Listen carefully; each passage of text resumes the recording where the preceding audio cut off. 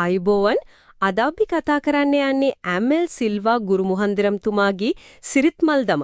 හරිම සරල ඒත් ගොඩක් ගැඹුරු උපදෙස් ටිකක් තියෙන කාව්‍ය සංග්‍රහයක්. ඔව් විශේෂයෙන්ම 6 ශ්‍රේණියේ සිංහල පොතේ තියෙන කවි කීපයක් තමයි අපි අද අවධානය යොමු කරන්නේ. ඒක තමයි. අරමුණ තමයි මේ සරල වගේ පෙනුනට මේකේ තියෙන හරය. ඒ කියන්නේ යහපත් ජීවිතයකට මේකෙන් දෙන මඟ පෙන්වීම මොකක්ද කියලා ටිකක් ගැඹුරින් බලන එක. ඒ වගේම මේ අවුරුදු 100කටත් වඩා පරණ උපදෙස් අදට කොයිතරම් දුරට ගැලපෙනවද කියන එකත් බලන්න වටිනවා. පළවෙනි කාව්‍යයෙන්ම පටන් ගමු නේද?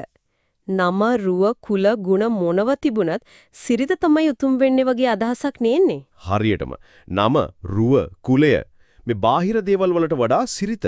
ඒ කියන්නේ යහපත් හැසිරීම විනය සදාචාරය අන්න ඒක තමයි වැදගත්ම දේ කියනවා.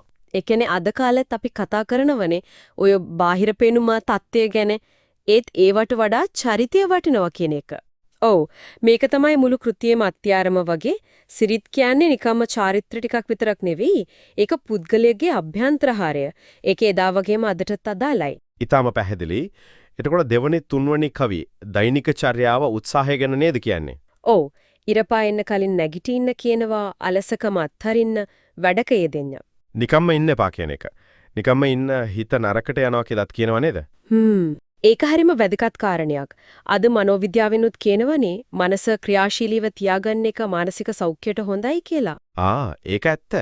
නිකම්ම ඉන්නකොට තමයි අනවශ්‍ය දේවල් ඔලුවට එන්නේ. ඒකනේ. ඉතින් වැඩක යෙදීමෙන් නරක සිතුවිලි වළකිනවා විතරක් නෙවෙයි ජීවිතේට අරමුණක් තෘප්තියක් වගේ දෙයක් එනවා. උත්සාහය කියන්නේ දියුණුවට පාර කියන එකත් ඉතින් කවදත් ඇත්තනේ. ඊළඟට 4 5 7 10 වගේ කවි.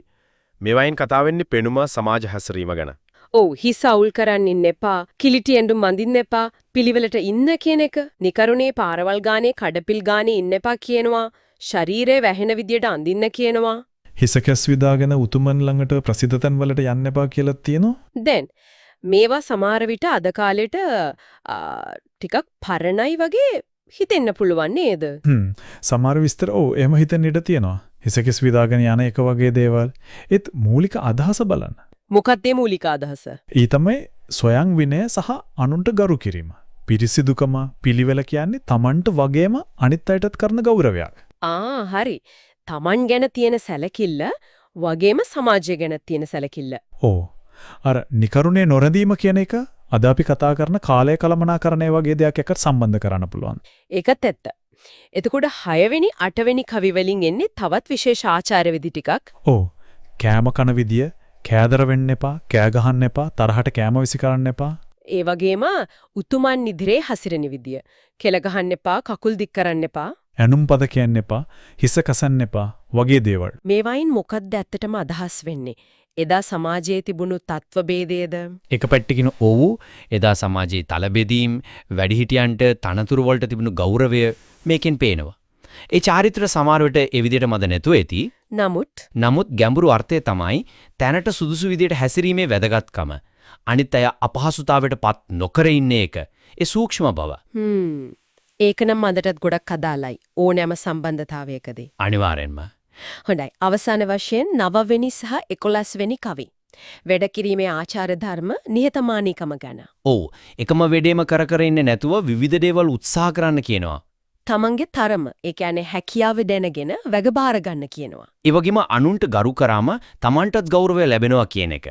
අනිත් එක තමයි වංශය ගැන, කුලය ගැන පුරසාරම් දොඩවන්න එපා කියන එක.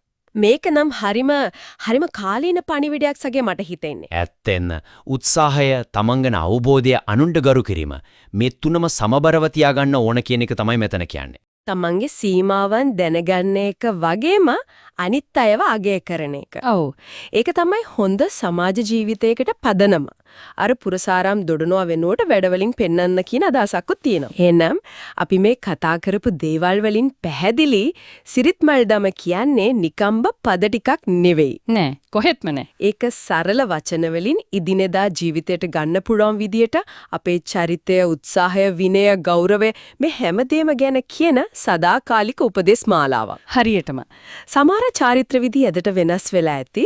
ඒත් යටින් දිවෙන මූලික ප්‍රතිපත්ති තියෙනවනේ. විනය, ගෞරවය, උත්සාහය, සිහියෙන් වැඩ කිරීම. අන්න ඒ දේවල් වල වටිනාකම කවදාවත් අඩු වෙන්නේ නැහැ. ඕනෑම කාලයක ඕනෑම සමාජයක සාර්ථක අර්ථවත් ජීවිතයකට මේවා අත්‍යවශ්‍යයි. හොඳයි. එහෙනම් අපි මේ කතිකාව අවසන් කරමු. අහගෙන ඉන්න අයටත් පොඩි දෙයක් හිතන්න ඉතුරු කරලා. මේ සිරිත් මල් දම වලින් ගත්ත එකම එක පුංචි උපදේශයක් හරි අපි සවිඥානිකව අපේ දවසට එකතු කරගත්තොත් ඒකෙන් අපේ අන්තර්ක්‍රියාවලට එහෙම නැත්නම් අපි ලෝකෙ දිහා බලන විදිහට මොන වගේ වෙනසක් වෙන්න පුළුවන්ද ඒ ගැන මොහොතක් හිතලා බලන්න.